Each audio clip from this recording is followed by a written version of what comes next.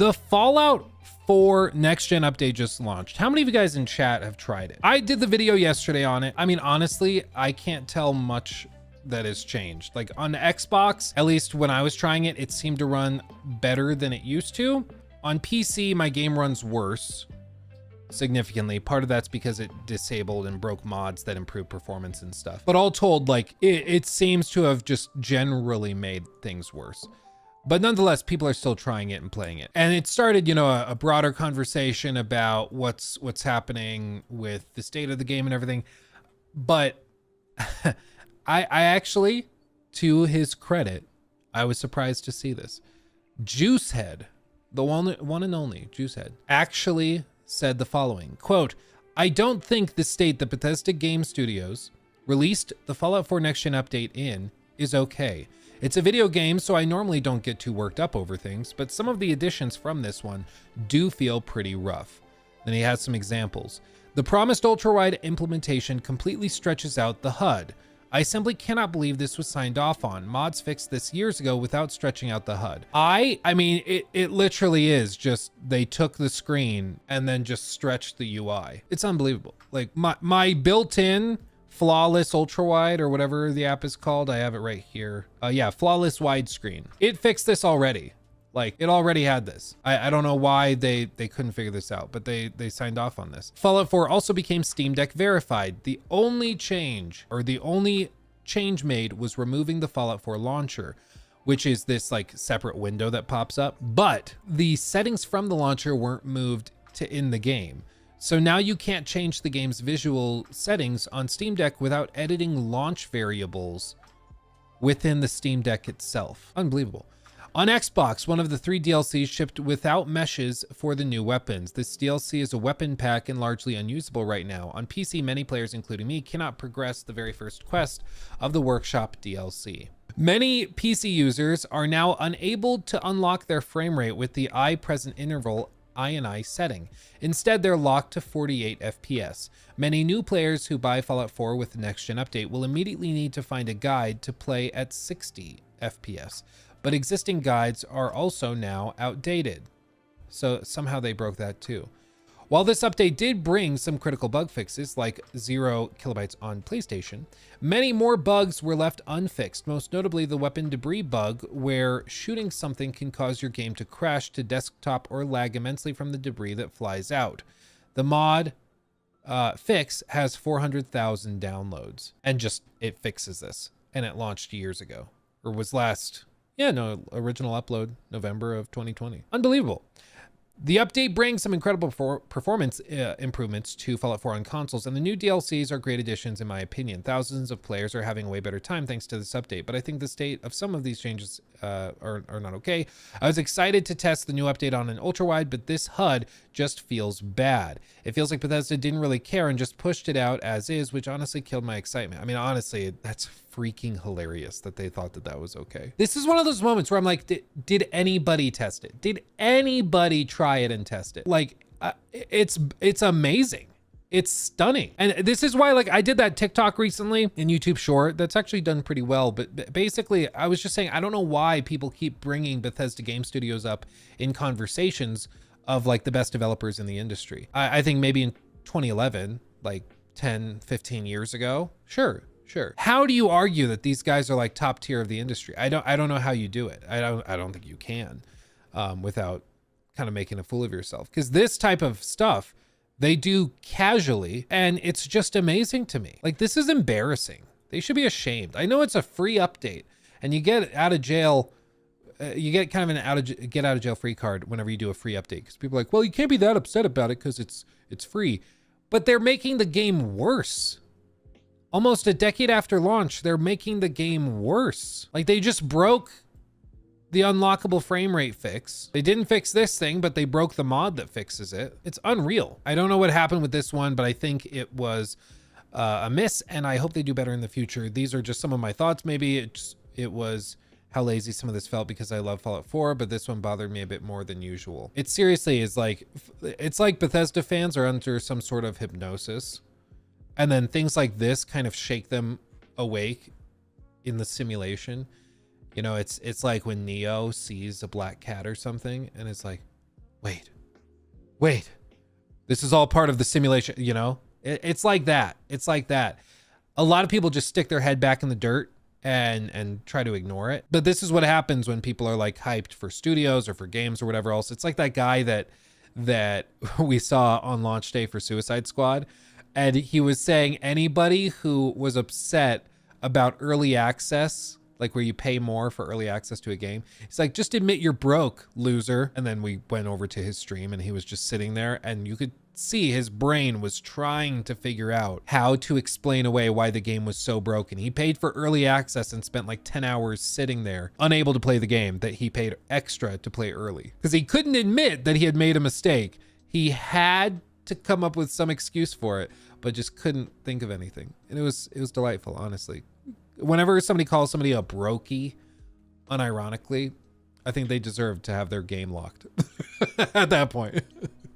But again, to his credit, JuiceHead has a community primarily of Bethesda fans, and to come out and be critical of a big triumphant update for a Bethesda game takes some cojones, and I'll give him credit for that, because in my testing yesterday, where we just filmed a quick little video, I didn't think it was like that bad. At least, you know, my expectations for Bethesda are shockingly low. So when they launch an update and the game still boots, I'm like, wow, good job. I have the same expectations of like a middle schooler who's coding with one hand and only 3 fingers. I'm like, wow, you did that thing. Wow, good job. That's kind of where I'm at. So for me, I was like, it runs. Yes, it broke all my mods. Yes, it still has some bugs and stuff. Yes, it's kind of clunky, but it's a thing. But I think if people were expecting this to be even more, you're probably very disappointed. I saw some people mentioning in comment sections of some of the videos we posted on Luke Stevens Live in the last week covering this. People were like, well, I expect this to be more like a Cyberpunk 2077 2.0 situation. I think they're really going to crank everything and show people why this is the definitive Fallout game. I'm like, bro, this is what happens. Hype makes you stupid. That's what that is. Like, you're just lying to yourself. And those people that are playing this today are now quite upset. Was your performance worse before the update? On console, it was worse before the update. So the update on console made it more stable, but it broke many mods. So some people were trying to use mods on Xbox after the update. It broke most of them. On PC, the game runs worse after the update on PC. But part of that is because I had mods and stuff for improved performance that broke when they did this update. So if I had a fix for like uncapped frame rates, or if I had a fix for more stable frame rate, or for bug fixes or all that, those mods broke when they did this, so the game runs worse for me. But if you were a player who had a totally unmodded version of Fallout 4 or something, then maybe it's better for you. I don't know, but I think if you're still playing Fallout 4 in 2024 on PC, you're probably modding it a little bit. So Paul Tassi tweeted this out, just the player numbers. You can see Fallout 4 is right up there with Helldivers 2 on Steam. People are playing it. People are having a good time, which is great. Phil Spencer screaming on the phone to get someone to make a new Fallout game sooner than a decade from now. I have to imagine that the calls have been made, that somebody's talking about it. Because like at this point, again, we're probably about a decade out from Fallout 5 coming from Bethesda. Realistically, the timelines work out roughly in that time frame. So if we're looking at that, and we're saying a decade, Phil Spencer, Phil freaking Spencer surely is looking at it and going, okay, we have this amazing franchise that people are loving, but we have nothing planned. What should we do? We have another few seasons at least of the Fallout show on Amazon Prime to continue capitalizing on this. Can we get like something more than a Fallout 3 remaster? Because I know that people are like, well, Luke, they got a Fallout 3 remaster coming. That's going to be super, super cool, right? That's going to be awesome. We should all be super stoked on that. Okay. But let me counter with a little example. If you think that Bethesda Game Studios is going to do a great job with the Fallout 3 remaster, how do you explain like this stuff? This was their big triumphant update for Fallout 4 after the show, which breaks tons of stuff, doesn't fix other stuff that's been fixed by modders for years, breaks the UI. It makes you wonder, okay, is this really just the best that they can do? Or do they just not care? Like, do they really just not care? And for me, I'm like, there seems to be some sort of quality approval discrepancy where the level of quality that the executives that sign off on this stuff, the level that they're able to put up with is so much, they're able to put up with so much more crap than their own fan base. It's amazing. Like if I saw this, if I was working at Bethesda and they brought me this when I boot up the game in ultra wide to test it, I'm like, are you kidding? The fact that you thought this was acceptable is unacceptable. Like I've told you guys the story about this one time I hired a company. This was a couple years ago. I hired a company to cut like TikToks and stuff for me. I've hired a handful of them before we landed on Trevor, the guy that does it for me now, who's amazing and does incredible work.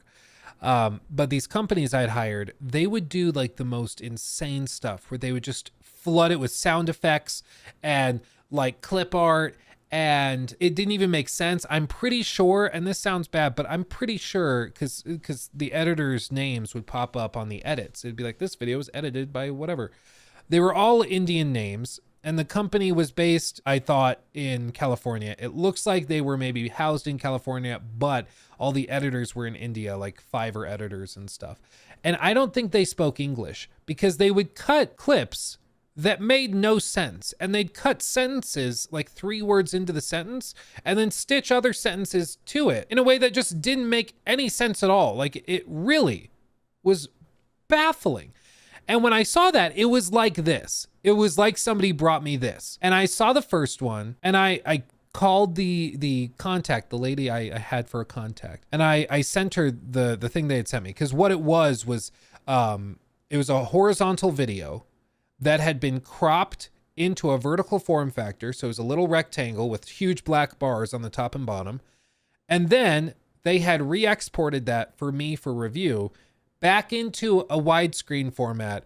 So then there were the black bars on the side. So the actual video for the TikTok was like this tiny little rectangle in the middle of the frame surrounded by black bars. It was ridiculously bad. And I sent the link to that I had gotten for approval. I sent it to this lady and I was like, is this the quality that I can expect from you guys? This is unacceptable. This is not a little mistake. This is not an oopsie.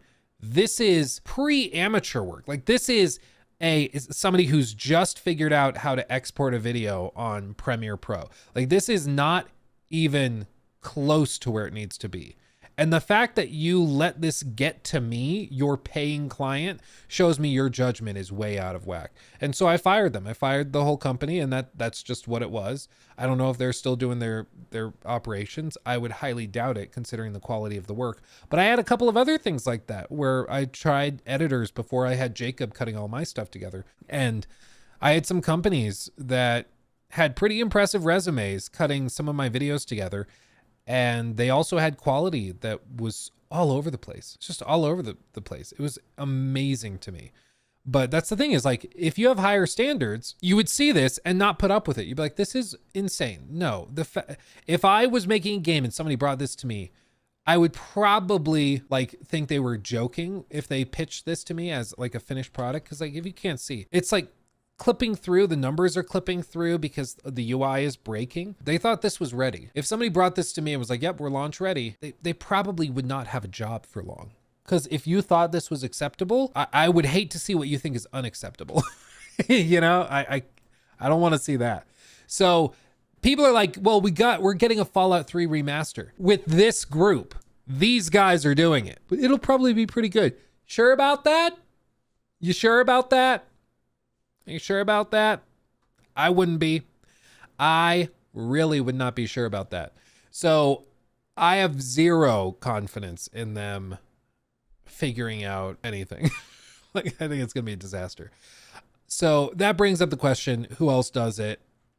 I mean, I think that Phil realistically should approach somebody for a remake of, I mean, New Vegas, I think is the layup, especially with what happens with the show. No spoilers, but I think New Vegas is going to be topical and pertinent when season 2 drops. So it just makes too much sense. Give it to somebody who can just do a remake. Whether that's Obsidian. Obsidian has their hands full. They're doing Avowed and the Outer Worlds 2. So they've got their hands full, but give it to somebody, some team, and let them remake it. It just makes too much sense. And I mean, imagine this summer if Phil gets up on stage and it's like, and we heard you. Sit down, Todd. We heard you. And he's like, but Phil. 16 times the detail. No, Todd, sit down. Your time has ended for now. We have something to show you. We have one more thing. And then they play the trailer and it's just like a splash screen of the Fallout New Vegas like logo reveal. And it just says remake under it.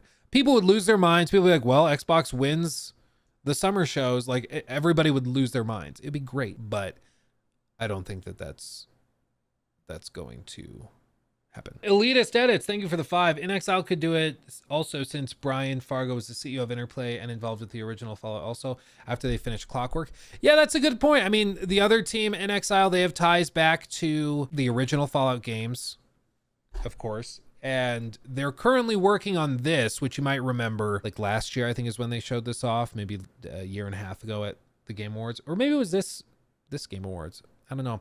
It's very Outer Worlds meets BioShock is the vibe I'm getting, but it seems really interesting and they're working on this. And I mean, imagine if they announced that this team with ties back to the original Fallout stuff, if they were working on a remake of Fallout New Vegas with these tools. I mean, I'd be down for that. I mean, this is pretty good. Beyond that, I mean, there's other studios they have access to that could probably do a decent job, but they've got to do something, right? But then again, we've said the same thing with like a Bloodborne remake or remaster. We're like, it would print money, just do it. And the fact they haven't done it yet makes you really wonder, okay, is there something else going on? Is there a reason why they haven't done it yet? Because it makes too much sense. And in this case, it really makes too much sense. The other option, and this is something we mentioned with Joe Raptor on the podcast, it's possible that they really didn't think that the Fallout show would be that successful, which is kind of funny. But that's a real possibility because you see that they didn't really have anything else lined up. We know they've been working on like a Fallout 3 remaster, but that's somewhere in the future. We know that they were working on this next gen update that has basically very little by way of major improvements. And even then it breaks other stuff and it's taken them months and months and months to get out. It makes me really wonder if this next gen update was assigned to like a team of 5 newbies, like interns that they got for free. And they just had them work on it for like until it was done and it was their pet project and they didn't even look at it before they put it out. I don't know. Yeah, did you see Todd Howard's reaction when he found out IGN gave the show a 9? Yeah, I think he needed a win. He's been beat up pretty hard. I think it's mostly deserved and self-inflicted at this point. But yeah, I saw his reaction. It was wholesome because he was like, aw. It's like, yeah, isn't it funny when you give your IP that people love to people who really know what they're doing? They do a great job and people love it. Isn't that weird? Isn't that silly? It's odd. This stuff was in the works for 2 years. Unbelievable. But yeah, I'm sure the Fallout 3 remaster is going to be really good, guys. I'm sure it's going to be so good. This is just another one of those examples with modern gaming where I'm like, what were they doing all that time? Like, were they just getting paid and doing absolutely nothing? It's like with obligatory stream mention of Suicide Squad Kill the Justice League, where you're like, they were working on this particular iteration of this game for 7 years and they got 2.5 hours of content that they repeated for 10 hours and like that's it. And then they just repeat all of the boss fights for all of the seasonal updates and everything. It's like, what have you been doing? It's unbelievable. And with this, like, this stuff was in the works for 2 years. Modders could fix this stuff way faster, and they probably will.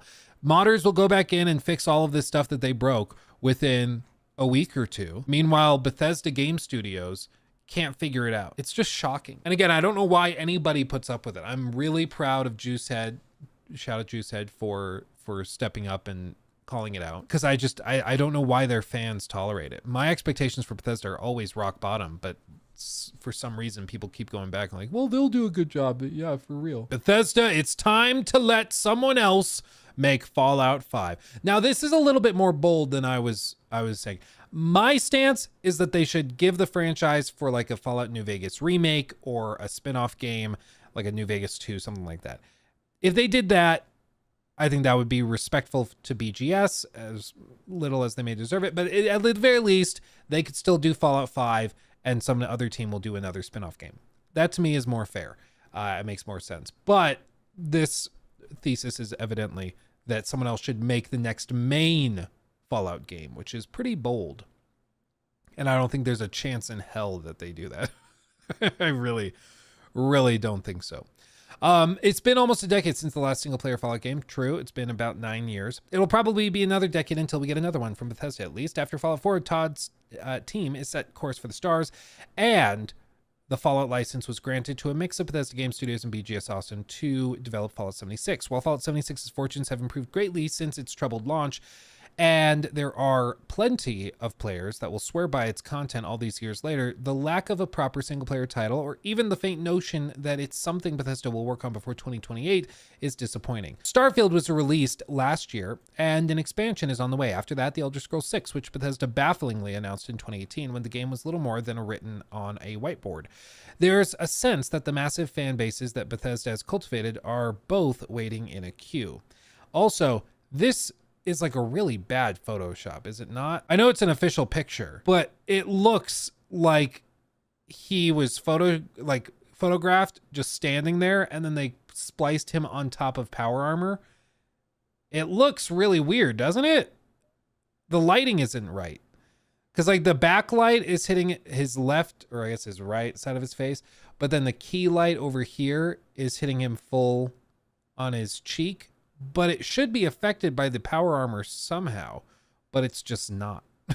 So it doesn't look right. It just looks like a really weird Photoshop. Anyway, sorry, ADHD. You've been waiting since 2015, must be nice. We've been waiting since 11/11/11, cries the deflated Elder Scrolls fan. Add to this the fact that the mechanics of developing a game have mutated in every direction. An Elder Scrolls game built on the standards of a modern game is a decade-long effort. A Fallout game would be the same. Todd Howard is 54 years old. How many decade-long efforts does he have left? Also, you're assuming that they're going to work to maintain the standards of a modern game. That is a dangerous assumption to make.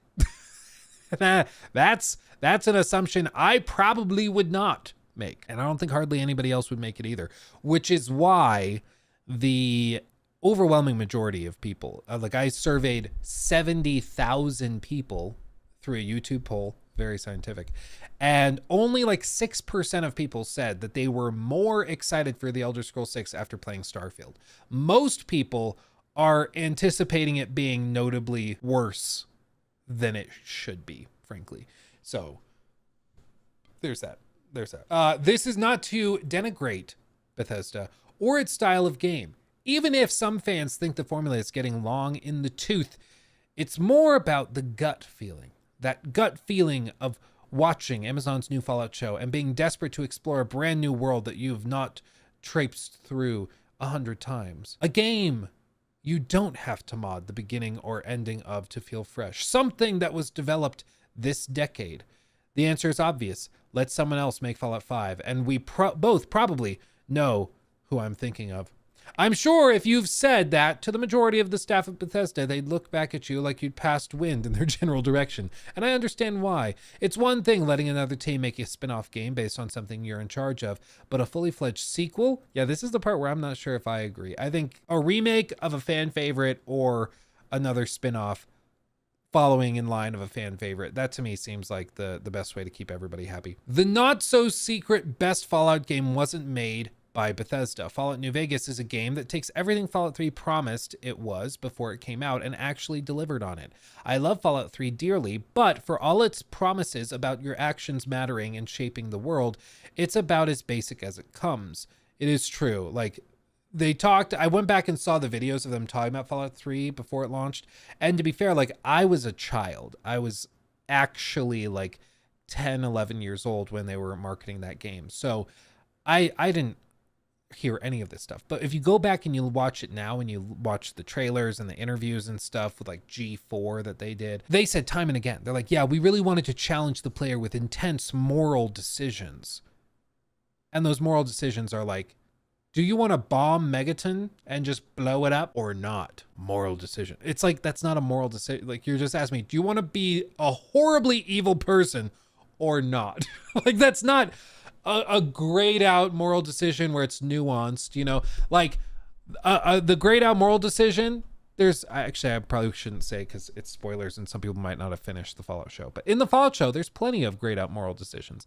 And even in like the finale of season 1, they bring up one where they're trying to, well, they bring up a few, but they're trying to discuss, you know, a decision of a couple of big characters and they're trying to justify it to each other. And it's really interesting. Blowing up Megaton and killing 100 innocent people is not like a difficult moral quandary. It just isn't. They continue. Oh, you decided to wipe a town from existence and murder dozens of people. When you eventually find your dad and inform him of that, he'll react like you've told him you forgot to take the bins out. Its morality as understood by a child. It is weird that like you have that final discussion with Liam Neeson. He's like, son, or sorry, hold on. Son, that's too low. Son, you're telling me you blew up an entire town? What a dick. Like, you would expect him to at least say that. Instead, he's like, well, I can't say I approve. It's like, what? That's bad, dude. No, you should. If any action ever deserved a spanking from my father, that's it. I killed dozens of people for the lulz. And you're just like, whatever.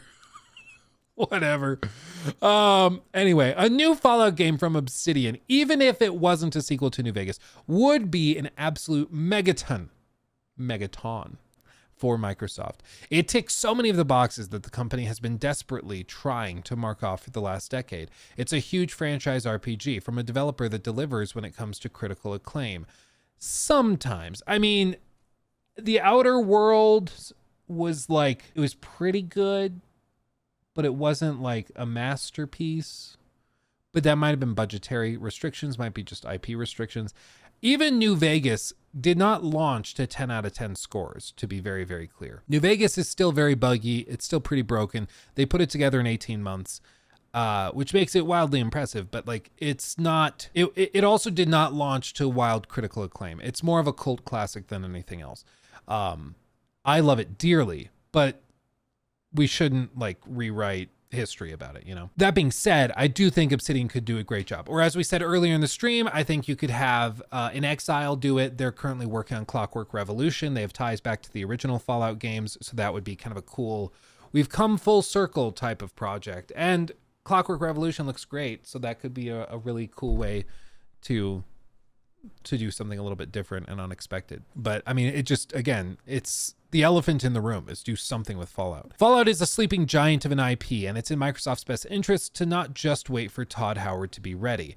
I'm sure it's aware of this. You'd struggle to miss the uptake in popularity of the whole Fallout franchise following the release of the warmly received Amazon adaptation. It's easy to imagine Microsoft is frustrated that it didn't have a full-priced game or even a new game to put into Game Pass alongside it. Sony catches a lot of flack for the way it has handled The Last of Us Part 1 and The Last of Us Part 2 remastered, but from a cold hard business perspective, these prestige pieces of TV clearly drive a huge amount of business. Now that the series has been renewed for season 2, the calls within Microsoft to get something Fallout shaped out the door have surely only increased. The issue with the fantasy booking of Obsidian taking the reins is, of course, the fact that Obsidian is already hard at work on 2 titles, Avowed and The Outer Worlds 2, the latter of which is often met with uncharitable Fallout with the names filed off accusations. And I've heard some people say, well, they should just cancel The Outer Worlds 2 and do Fallout. And while I don't think they would fully cancel it because it is their IP and they're proud of it and all that, it is clear that it's basically Fallout in space without being Fallout. Like, that's basically what it's pitched as and what it was designed as. And that's part of the reason some people love it. But I mean, I would guess if Phil Spencer called Obsidian's executives and was like, guys, we need something Fallout. We need a win. We need like a trailer. We're going to have you guys do a remake of New Vegas. and I need you to put the Outer Worlds 2. We're going to delay it by a year or two, and you're going to work on this instead. I think that would go over well with the fans. I don't think Obsidian guys would be that upset about it. I think that would just make too much sense. You know, it would lay up. Yeah, New Vegas will always be a favorite of mine, but there's no denying the nostalgia has raised it up with some viewing in rose-tinted glasses. Still no denying it's a fantastic game. I agree, Sandwich. New Vegas is great, but it's important to remember what it is. I mean, it was a game put together in 18 months. It's wild. It's crazy. They had to put it together so freaking fast, and it was very broken. Even to this day, if you try to play it vanilla, it's still pretty busted. There's still all sorts of bugs and crap you'll run into. I encourage you to try it. Like, it's really like, oh, wow. I did that I tried where I went back and tried it again after a long time, and I was like, oof, yeah. I remember this, but you would expect it being 18 months. So if they did a full remake of it with modern tools and stuff, I think it could be super, super cool. Super cool. But they go on. There's also the question of whether Obsidian wants to do it. I understand this. I understand that this and much of the discourse around New Vegas 2 feels like fans just telling Obsidian to cancel what it cares about and get on with the games that matter, which can't be nice. Yeah, they've also, I'm pretty sure the CEO of Obsidian has previously said he would love to work on Fallout, but they haven't gotten the call yet. So I don't know. Maybe that was just giving like the interview an answer he thought they would like to hear. But it is starting to feel like we're all just like, I don't care, Phil, figure it out. Put somebody on it. They can suck it up and do it. It's going to be great. And that's not always the way to get like a game that's really good, is to force somebody to do it against their will, but still. My point is more that the world of Fallout is crying out for other stories to be told, other types of games, other developers to take the stage. It's honestly a testament to both the merchandising team at Bethesda and the love that the Fallout fans have for the game that you still see Fallout stuff absolutely everywhere, even before the TV show arrived. The Vault Boy icon with his thumb up remains a genuinely iconic image in modern gaming, yet fans haven't had a proper single-player release since Obama was president. Thanks, Obama. We will eventually get Fallout 5, but if Bethesda and Todd Howard are devoted to making it themselves, we simply can't wait until 2035. Microsoft has incredible developers clogging up its kitchen drawers. Give them a chance to tell their story with the incredible toolbox that is the Fallout universe. It's a big wasteland out there. There's room. I agree. I think they need to do something. I think Bethesda should make the next mainline entry, but I'd love to see more spin-offs a la New Vegas from other developers, New Vegas 2 from Obsidian, Fallout 76 sequel from ZeniMax Online. They are working on something. There's rumors. They've hired a bunch of people at ZeniMax Online, and they haven't dropped or revealed anything, but there's rumors ZeniMax has something big that they're going to reveal. Some people think it's going to be like the full-on Fallout MMO that Fallout 76 was trying to be. Other people think it's going to be kind of a revamp of like the Elder Scrolls. Others think it's going to be a totally new IP. It's kind of up in the air. It's not clear what it is, but they've been working on it for ages and hiring a ton of people for it. So ZeniMax Online is working on something. A CRPG sequel to 1 and 2 from Larian, or, I mean, honestly, I don't think Larian would do it because they've already said they want to do their own franchises, but another similar studio I think would be potentially interested, or a more linear experience from Machine Games. Yeah, I do think a linear narrative first-person shooter Fallout game could actually be successful. I do actually think that could work. Yeah, an MMO would be indefinitely sating Fallout thirst. I don't know, it wouldn't satiate it for me. Personally, it just wouldn't do enough for me, but I understand why others might get off for it, you know, but just for me, it wouldn't be quite enough. Personally. It takes at least 4 years to make a brand new game, so unless they intend to remaster Fallout 3/New Vegas, it will be a while before anyone will be able to play a new Fallout game. True. Great take, to be honest. From the past releases, unfortunately, Bethesda has built a reputation of long dev cycles that still result in poorly optimized games. The recent next-gen update to Fallout 4 basically seemed to just break things while not adding much. I hope Xbox and the other studios in their portfolio will make Bethesda games better. But yeah, I also don't want to wait another 10 years for Fallout 5 or the next Elder Scrolls. Well, and I mean, again, all of this is just built on the presumption that Fallout 5 from BGS would be something you would want. And I'm not sure if that's the case. Like, Bethesda has had 2 back-to-back kind of whiffs with Fallout 76 and then Starfield disappointing a lot of their core fan base. I still think Starfield was fine. It just wasn't a very good space exploration game.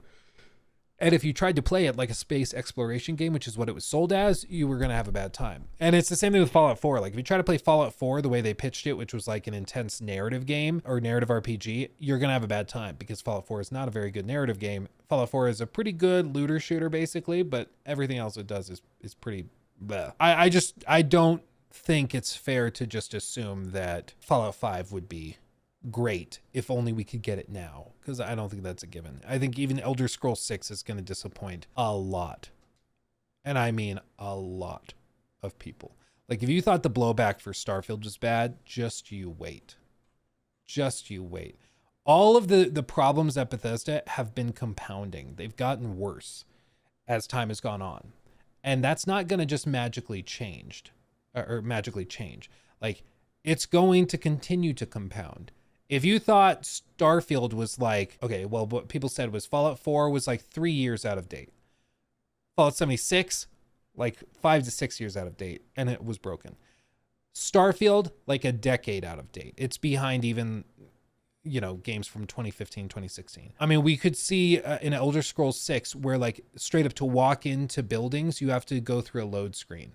That in 2028, potentially on the next generation of consoles, will be entirely unacceptable. But Bethesda doesn't seem to care about it. And like all of these technical things are just going to continue compounding and getting worse and getting worse and getting worse and getting worse. And I don't think anything magically is going to change because they don't seem bothered by it. They really don't seem to see the issue. Yeah, they have a Fibonacci sequence of outdatedness. That's a funny smart person joke. I appreciate that. Mick, they don't even feel out of date. As someone who wasn't old enough to enjoy Skyrim and Oblivion on release, they are still phenomenal when I play them today. I don't even know how to explain it when I play Starfield on release for like 6 hours and completely lose interest, but then can go back to Oblivion, which released when I was 7 and sink 50 hours into it. I just think like Bethesda's games are adventure sandboxes, and that's what makes them really unique, because not many other studios make adventure sandboxes. But their massive catastrophic blunder with Starfield was assuming that you could take an adventure sandbox and then take the sandbox and use mason jars to fill with sand and then put a lid on it and be like, see, it's the same thing. And instead of giving players and the kids a sandbox to play in, they just handed them a sandbox worth of jars. And we're like, see, have fun. And that's not how it works. Sandboxes need to be spread out. You need to be able to stretch your legs and play around, Like, you got to be able to enjoy all of it all at the same time freely. When everything is segmented into little jars, they're just stupid jars of sand. Like, there's nothing to play with, really. And it was like the massive miscalculation of Starfield, which was that you could take what made Bethesda games so great, which was that exploration loop of just going around the sandbox and doing whatever you wanted. And they thought that you could take that into little bitty jars and fish bowls of planet surface areas and explore those and have fun. And it's just not fun. And so then they get all shocked and surprised when you just put the jar down. You're like, I'm not really having fun. I'd rather go play in an actual sandbox. So even though that sandbox over there that you got me years ago, even though it's kind of dirty, cats have been hanging out in it, and it's like run down, there's splinters and all sorts of stuff I'm gonna get. But you know what? At least it's a sandbox, and I can have fun with it. It makes sense now, but I think that Bethesda just made a massive blunder when they were thinking about it. And I mean, at the end of the day, I just think you can't really blame anybody else except the core design team, because when you design a game, like you create the design document, you basically create the video game in your mind and on a document that you can write out everything. And so you can see what the game's going to look like before it's even started to get pieced together. And then the idea is that you can make changes or eliminate things that don't make sense before you even get there. So you don't waste time, you don't waste resources or money or anything else. But Bethesda doesn't use design documents. Exactly, Doom. They don't use design documents. They don't like to, because they say it slows them down. So it's no surprise that they had this idea where they're like, yeah, we'll just make basically Fallout, but we're going to put it in space and we'll go to planet surfaces and explore those. And yeah, there'll be like smaller areas to explore, but it'll still be fun because we can place stuff for them to explore. And it just didn't work. But if they had stopped and really thought critically, Is it fun to just run between 3 points of interest, maybe one of which is an actual explorable area, the others you just scan and move on? Is that actually fun? Not really. Like, really, it's not really fun. 16 times the mason jars. It's just a miscalculation, but it was a big one. A big, juicy, girthy miscalculation. He took my thing.